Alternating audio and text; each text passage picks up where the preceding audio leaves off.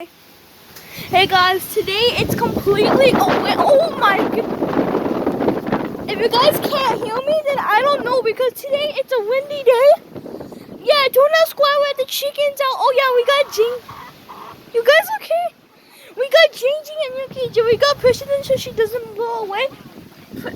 Precious, we heard that you got picked up by a hog, but thankfully guys, she escaped. This is to be Ching. We got a ladder here just for extra protection and the baby's all okay. You guys anything to say? Anything to say?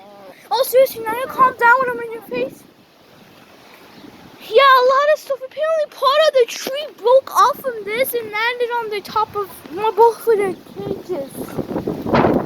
Like, oh my god. Hey, Precious, you okay? Oh yeah, and the reason we got Jing in the cage is because we're trying to use our last cage. Oh, hold up. To get a possum. So once you get that possum, Jing can get into the old cage.